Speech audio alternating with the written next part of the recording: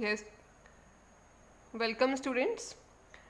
So students, as you know that we have doing with the chapter number 15 of class plus 1 NCERT book, that is statistic. So till now we have done the exercise 15.1, till now we have done. So till now we have done exercise 15.1 to find out the mean deviation, about the mean and median. In the exercise 15.2 the topic is standard deviation and variance. So today now we are going to start with the next topic, standard deviation and variance. So सबसे पहले मैं आपको बताना चाहूँगी कि standard division and variance कहाँ से आया, मतलब हम ये पढ़ क्यों रहे हैं, मतलब हम ये इसलिए पढ़ रहे हैं क्योंकि लास्ट टॉपिक जो हमने किया था स्टैटिस्टिक का, उसमें किया था mean deviation. There are some limitations of mean deviation, ठीक है, इसलिए हमें एक नया method of measure of dispersion लाना पड़ा, that is the standard deviation and variance. ठीक है जी. जब हमने चैप्टर स्टार्ट किया था इंट्रो में मैंने आपको बताया था कि there are the 2 or 3 4 measures of measure of dispersions. ठीक है, first one is the range, second one is the quartile deviation, third is the mean deviation, fourth one is the mean standard deviation and variance. So देखिए limit mean deviation की क्या limitation ऐसी थी कि हमें standard deviation और variance like कोई और मेजर ऑफ डिस्पर्शन लाना पड़ा. देखो आपको पता है कि मीन डेविएशन में हम क्या फाइंड आउट करते थे, डेविएशन फाइंड करते थे. किसकी डेविएशन फाइंड करते थे? हर एक ऑब्जर्वेशन की डेविएशन, कि हर एक ऑब्जर्वेशन जो है अपने मीन या मीडियन से कितना डेविएटेड है, कितना दूर है, कितना स्कैटर्ड है, उसका हम जो है डिफरेंस फाइंड आउट कर लेते थे. ठीक है, तो डिफरेंस फाइंड आउट करने के बाद हम उसकी एब्सोल्यूट वैल्यू लेते थे. ऐसे लेते थे ना, mod of D is equals to X prime minus x bar, हमें कुछ इस तरीके से लेते थे. इसका मॉड मतलब पॉजिटिव वैल्यूज लेते थे हम. ठीक है, तो देखो अब लिमिटेशन कहाँ पे आई है कि in many cases mean deviation में गिव द अनसेटिस्फैक्टरी रिजल्ट्स. कुछ केसेस में वो अनसेटिस्फैक्टरी रिजल्ट दे रहा. Also mean deviation is calculated on the base of the absolute value of deviation and so cannot be subjected to further algebraic treatment. This implies that we must have some other measure of dispersion. इसका मतलब पता क्या है, ये जो लिखा हुआ है यहाँ पे, द थिंग इज दैट कि जो मीन डेविएशन है ना वो अनसेटिस्फैक्टरी रिजल्ट दे रही है. अनसेटिस्फैक्टरी रिजल्ट इसलिए दे रही है कि अगर मैं एक ऑब्जर्वेशन, एक टेबल लूँ, मेरे पास कुछ वैल्यूज़ हैं, कुछ उसकी फ्रीक्वेंसी है ना, अगर उसका मैं mean deviation about the mean निकालूँ तो कोई और आंसर आ रहा है, कोई अगर उसका मैं mean deviation about the median निकालूँ तो कोई और आंसर आ रहा है. अगर हमने आपने पिछले कुछ सम्स में नोटिस किया हो, कुछ ऐसा आ रहा है. और उसके बाद जो हम डेविएशन लेते थे उनका हम पॉजिटिव वैल्यू ही कंसिडर कर रहे थे, नेगेटिव वैल्यू नहीं कंसिडर कर रहे थे. अगर हमने वही वाली वैल्यू को आगे फर्दर अलजेब्रिक ट्रीटमेंट अगर उसका करना हो, फर्दर किसी एनालिसिस में उसको यूज़ करना हो, उस ट्रीटमेंट को, उस मेथड को, तो नेगेटिव वैल्यू तो रिजेक्ट होगी. तो नेगेटिव वैल्यू आई तो थी ना, अगर वो रिजेक्ट होगी, हमने उसको पॉजिटिव ही बना दिया. ठीक है, पर वो वैल्यूज़ कहीं ना कहीं तो वो गलत हो गया ना हमारा, कि पॉजिटिव बना के हमने उसको सम तो सॉल्व कर लिया बट नेगेटिव वैल्यूज़ तो हमने रिजेक्ट ही कर दी हैं. ठीक है, तो मतलब ये एक्चुअल में कैलकुलेशन वर्क जो है वो अनसेटिस्फैक्टरी रिजल्ट दे रहा था. कहीं ना कहीं लग रहा था कि ये कुछ गड़बड़ गलत हो रहा है. ठीक है, इसलिए क्या किया गया, एक नया मेथड ऑफ डिस्पर्शन लाया गया. नया मेथड ऑफ डिस्पर्शन क्या था? Standard deviation and variance. Both are the new measure of dispersions which overcome the limitations of mean deviation. ठीक है जी. So यही बात है, many cases mean deviation give the unsatisfactory result. unsatisfactory क्यों थे? एक तो मीन और मीडियन का रिजल्ट्स जो थे वो मैच नहीं कर रहे थे, दूसरा हम क्या कर रहे थे, एब्सोल्यूट वैल्यूज लेके नेगेटिव वैल्यूज को रिजेक्ट कर रहे थे. ठीक है, वो बात कुछ ठीक नहीं थी. So can not be subjected to further algebraic treatment. This implies we must have some another measure of dispersion. So standard deviation is such the measure of dispersion. ठीक है, तो स्टैंडर्ड डिवीजन होता क्या है? स्टैंडर्ड डिवीजन देखिए, सबसे पहले हम क्या देखेंगे, स्टैंडर्ड डिवीजन को हम sigma, this is the sign of sigma, ये जो साइन मैंने बनाया this is the sign of sigma, इसको बोलते हैं sigma. And variance is denoted by sigma का स्क्वायर. ठीक है, sigma square it is denoted, variance जो है इसके साथ डिनोट करते हैं. ठीक है, तो for raw data and ungroup data, जैसे कि आपको पता है कि मीन डेविएशन भी जब हमने फाइंड की तो रॉ डाटा, अनग्रुप डाटा और ग्रुप डाटा के लिए डिफरेंट फॉर्मूलाज थे. ठीक है, so now for the raw data standard deviation और वेरिएंस को फाइंड आउट करने के मेथड्स हैं. तो सबसे पहले हम पता क्या करते हैं, देखो हम सबसे पहले ना वेरिएंस फाइंड कर लेते हैं. वेरिएंस फाइंड करने का मतलब है सिग्मा स्क्वायर. मैं आपको फॉर्मूला बताऊंगी सिग्मा स्क्वायर का. ठीक है, तो देखो सिग्मा स्क्वायर है तो जो भी इसका वैल्यू आएगी, सिग्मा स्क्वायर की वैल्यू क्या होती है, देखो एक बार फॉर्मूला एक बार देख लो. 1/n, n है number of observation, n are the number of observation. अगर आपको पता है कि रॉ डाटा कौन सा होता है जिसमें सिर्फ ऑब्जर्वेशन ही गिवन होती है, फ्रीक्वेंसी वगैरह नहीं होती उसमें। So N is the number of observation. ये साइन होता है समीशन का। Summation means sum of. Sum of क्या करना है, x माइनस एक्स बार का होल स्क्वायर, यानी कि x माइनस एक्स बार क्या आएगा, यहाँ पे ये आपको पता है कि डेविएशन होती है कि हर एक ऑब्जर्वेशन अपनी मीन से कितना दूर है उसका डेविएशन फाइंड किया और हर एक डेविएशन का स्क्वायर किया। स्क्वायर करने के बाद उसका सम कर दिए, ये तभी इसका सम का साइन लगा हुआ, ठीक है। When we do the sums और examples it will be more clear to you the formula, ठीक है। देखो अभी सिग्मा बार सबसे पहले क्या फाइंड करेंगे, वेरिएंस सबसे पहले फाइंड करते हैं, ठीक है। वो सिग्मा स्क्वायर की वैल्यू आती है और जो सिग्मा स्क्वायर की वैल्यू आती है हम उसका अंडर रूट फाइंड आउट कर लेते हैं। अंडर रूट फाइंड करने से क्या होता है, वो स्टैंडर्ड डेविएशन बन जाती है। सिंपली सबसे पहले हमने फाइंड वेरिएंस ही करनी होती है, उसका जो भी इसका आंसर आएगा इसको कैलकुलेट करके एक आंसर आ जाएगा, एक वैल्यू के नंबर आ जाएगा आपके पास, ठीक है।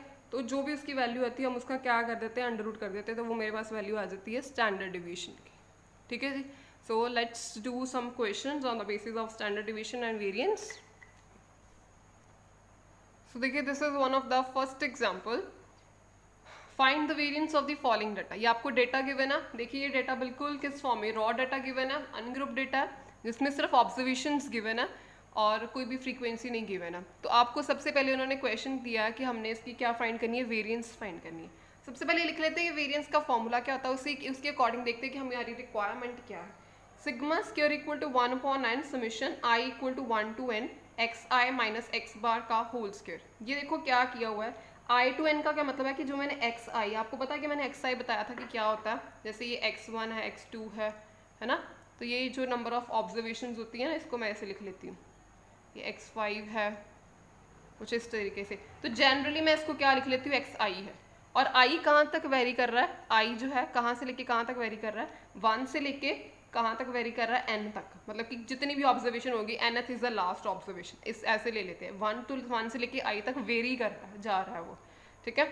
So it is xi minus x bar का होल स्क्वायर। जो हमने ये डेविएशन फाइंड करनी है, xi की वैल्यूज गिवन है, xi माइनस एक्स बार फाइंड करना है, उसका स्क्वायर करना, होल स्क्वायर करना है, ठीक है। तो ये आपको पता है कि xi माइनस एक्स बार क्या होता है, d डेविएशन होती है, d की वैल्यू, ठीक है। तो आप इसको ऐसे भी लिख सकते हो 1/n समीशन ऑफ ये सारी वैल्यू क्या है, d का होल स्क्वायर, आप इसको ऐसे भी लिख सकते हो, ठीक है। सबसे पहले देखो मुझे ये चाहिए, xi माइनस एक्स बार चाहिए, ये मुझे निकालना पड़ेगा। n तो मेरे पास है यहाँ पे, n तो मेरे पास यहाँ पे पता लग जाएगा मेरे को, नंबर ऑफ ऑब्जर्वेशन, ठीक है। n तो मेरे पास है यहाँ पे 10 ऑब्जर्वेशन हैं, n इक्वल टू 10, देखो मैं लिख लेती हूँ यहाँ पे n equal to 10 observation are there, ठीक है। तो d की value xi minus x bar, xi minus x bar है तो मुझे क्या चाहिए, सबसे पहले x बार चाहिए, x बार निकाल लेते हैं। x बार निकालने के लिए sum of all these divided by n, summation x upon n। अभी आपको आई गया होगा मीन फाइंड करना ऑफ द अनग्रुप डाटा का, sum of all the observations upon n, इस सब का सम किया तो मेरे पास आया है 150, ठीक है। तो it is equal to 150 upon 10 which is equal to 15। Now mean is equal to 15, x bar की वैल्यू आ गई 15। अब मुझे निकालना है d equal to xi minus x bar, यानी कि मुझे क्या निकालना है, xi माइनस 15, ठीक है। अब ये याद रखना है कि जब हमने पिछली बार मीन डेविएशन के टाइम पे जब ये निकाली थी ना d की वैल्यू, वहाँ पे हमने पॉजिटिव वैल्यूज ली थी, मतलब हमने नेगेटिव वैल्यूज को क्या कर दिया था, रिजेक्ट कर दिया। अब यहाँ पे ये नहीं करना, अपने जो पॉजिटिव आ रही है तो पॉजिटिव लिखो, नेगेटिव आ रही है तो नेगेटिव लिखो, ठीक है ना। Because this is the short coming of mean deviation ना, कि हमने नेगेटिव वैल्यूज को रिजेक्ट कर दिया था। अब हमने यहाँ पे नहीं करना, हमने नेगेटिव वैल्यूज को रिजेक्ट नहीं करना, वो भी साथ में ही लिखनी। अब उसका स्क्वायर कर लेंगे, स्क्वायर करेंगे तो अपने आप वो नेगेटिव जो है वो पॉजिटिव में चेंज हो जाएगा, ये काम करना अब हमने यहाँ पे। Now xi minus 15, 6 minus 15 which is equal to minus 9, इसी तरीके से आप माइनस करके लिख लीजिए। 8 minus 15 equal to minus 7, 10 minus 15 minus 5, 12 minus 15 minus 3, 14 multiply 15 minus 1, ये 1, ये 3, ठीक है, 5, इसका 7, 24 माइनस 15 इक्वल टू 9, इसी तरीके से आप लिख लीजिए ये वैल्यूज, ठीक है। अब क्या करना है, इसका whole square, xi minus x bar का होल स्क्वायर, d स्क्वायर, यानी कि d का ये जो मैंने डेविएशन निकाली इसका होल स्क्वायर निकालना, होल स्क्वायर, ठीक है। होल स्क्वायर माइनस 9 का होल स्क्वायर 81, इसका 49, इसका 25, ये 9, ये 1, ये भी 1, ये 9, ये 25, 49 एंड 81, ठीक है, इस तरीके से मैंने होल स्क्वायर कर दिया। तो देखो मैं जब मैंने होल स्क्वायर किए तो डेविएशन की वैल्यू सारी पॉजिटिव होगी ना, जो नेगेटिव भी थी वो भी पॉजिटिव होगी। So this one is another trick, another method to find out the deviation, positive deviation. ठीक है, सो 81 देखिए यहाँ पे मुझे अब क्या वैल्यू चाहिए, 1/9 समीशन ऑफ डी स्क्वायर, यानी कि 1/9 समीशन एक्स आई माइनस एक्स बार का होल स्क्वायर चाहिए, होल स्क्वायर। ठीक है, आप डी स्क्वायर यानी कि मुझे ये डी स्क्वायर की वैल्यू का सम चाहिए, समीशन ऑफ डी स्क्वायर। ठीक है, इसका मुझे क्या चाहिए, सम करो, इसको मैंने सम किया तो यहाँ पे आया 330। I hope that you will do that calculation part. ठीक है जी, 330 simply put it over here, 330 upon n is what 10, ये आ गया मेरे पास 33। ठीक है, 33 अब किसकी वैल्यू है, मैंने सिग्मा स्क्वायर निकाला, sigma square is what variance, sigma square is what variance. ठीक है, वेरिएंस की वैल्यू क्या आ गया मेरे पास 33। ठीक है, सिंपली मैंने क्या किया, डिवीजन निकाली, पॉजिटिव नेगेटिव जो भी आती वही लिखोगे आप, डिवीजन निकालिए, उसका मैंने सिंपली स्क्वायर किया है यहाँ पे। ठीक है, स्क्वायर करके फॉर्मूला में पुट कर दिया, फॉर्मूला आपको लर्न होने चाहिए, आप बार बार सम्स की प्रैक्टिस करोगे आपको फॉर्मूलाज लर्न हो जाएंगे। ठीक है, 1/9 summation d square 330/10 equal to 33। अब वेरिएंस आइए फाइंड की, अगर मान लो आपको इसका निकाला हो कि स्टैंडर्ड डिवीजन भी फाइंड आउट करो, तो स्टैंडर्ड डिवीजन कैसे फाइंड आउट करोगे, आपको पता है कि अगर वेरिएंस सिग्मा है, ठीक है, अगर वेरिएंस सिग्मा है तो स्टैंडर्ड डिवीजन क्या है, वेरिएंस सिग्मा स्क्वायर है तो स्टैंडर्ड डिवीजन है सिग्मा, यानी कि जो भी वेरिएंस आती है आपके पास, ठीक है ना, इफ वेरिएंस इक्वल टू 33 तो standard division is what sigma, यानी कि इसका क्या करना है, अंडर रूट निकालना पड़ेगा मुझे। ठीक है, अब जब आप इसका अंडर रूट फाइंड आउट करोगे तो ये आएगा 5.74। आई होप कि अब आपको ये इसका अंडर रूट या जो ये स्क्वायर रूट फाइंड आउट करते हैं आपको आता होगा फाइंड आउट करना ना। So students, in this way you can find out the value of the variance and standard deviation from the following data and by using the following formula. तो देखिए इसके अलावा मैं आपको एक बात और बता देना चाहती हूँ, there is one another formula to find out the variance and standard deviation for the raw data. ठीक है, अभी स्टैंडर्ड डिवीजन और वेरिएंस फाइंड करने के हमारे पास दो फॉर्मूलेज होते हैं। ठीक है, एक तो ये जो मैंने आपको बताया यही वाला फॉर्मूला, ये वाला फॉर्मूला, ठीक है, ये फॉर्मूला जो मैंने आपको अभी बताया वेरिएंस और स्टैंडर्ड डिवीजन फाइंड करने, एक तो ये होता है, एक और फॉर्मूला होता है। ठीक है, वो मैं आपको लिख के बता देती हूँ कि वो फॉर्मूला क्या है, मैं यहाँ पर लिखने लगी हूँ वो वाला फॉर्मूला। देखो देखिए, another formula to find out variance and standard division, क्या है अनदर फॉर्मूला, देखो इसमें डिफरेंस क्या है, ये अनदर फॉर्मूला क्यों है, sigma square equal to summation x square upon n minus summation x upon n का होल स्क्वायर। देखो जो हमने लास्ट वाला फॉर्मूला किया था ना, उसमें क्या किया था, हमें सबसे पहले मीन निकालना पड़ा, मीन निकाल के हमने इसकी डेविएशन फाइंड की, जैसे यहाँ पे देखो डेविएशन फाइंड की, फिर उसका स्क्वायर किया। ये फॉर्मूला है, इस फॉर्मूला में सिर्फ डिफरेंस यही है कि ये फॉर्मूला से भी स्टैंडर्ड डिवीजन और मीन आ जाएगा आपके पास, but the difference is that कि दिस फॉर्मूला इज, आप इसमें विदाउट फाइंडिंग मीन, ये है ना, विदाउट यूजिंग मीन, अगर आपने कहो कि मुझे मीन फाइंड नहीं करना, आपके लिए अगर मान लो कि टफ हो रहा है, कैलकुलेशन ज़्यादा हो रही है, तो अगर आप चाहते हो कि मीन फाइंड नहीं करना, without finding out the mean, आप ये वाला फॉर्मूला जो है वो अप्लाई कर सकते हो। ठीक है जी, तो इसके लिए मुझे क्या चाहिए, summation of x square upon n minus summation x upon n का whole square. Summation x square upon n का मतलब पता क्या, समीशन ऑफ एक्स स्क्वायर, पहले मुझे एक्स स्क्वायर निकालना पड़ेगा, फिर उसका सम करना पड़ेगा। ठीक है, एक्स की वैल्यूज देखो मेरे पास ये गिवन है, एक्स स्क्वायर निकालना पड़ेगा, उसका मुझे सम चाहिए। ठीक है, और उसको डिवाइड किसके साथ करना है, एन के साथ डिवाइड करना है, n is the number of observations minus summation x, summation x का मतलब है कि ये जो एक्स है इनका सम, इसका सम मेरे पास है 150, एन क्या है, नंबर ऑफ ऑब्जर्वेशन, वो भी मेरे पास है।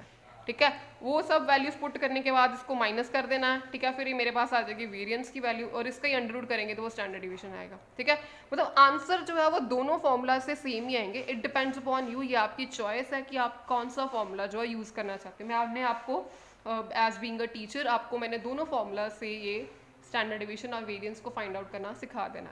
ठीक है, सो देखिए एक बार मैं, अब मेरे पास सारी वैल्यूज हैं, समीशन एक्स मेरे पास है, एन भी मेरे पास है, समीशन मुझे एक्स स्क्वायर चाहिए, एक्स स्क्वायर निकालने के लिए पहले मुझे एक्स स्क्वायर भी तो निकालना पड़ेगा, जो भी वैल्यूज मेरे पास गिवन है अभी, पहले मुझे मैं उसका स्क्वायर तो निकाल लूँ, फिर ही मैं उसको करूँगी कैलकुलेट, सबका स्क्वायर करेंगे हम, 6 का स्क्वायर 36, हर एक ऑब्जर्वेशन का बेटा स्क्वायर होगा, ठीक है। एक्स स्क्वायर फाइंड करने के लिए हर एक ऑब्जर्वेशन का स्क्वायर होगा, ठीक है।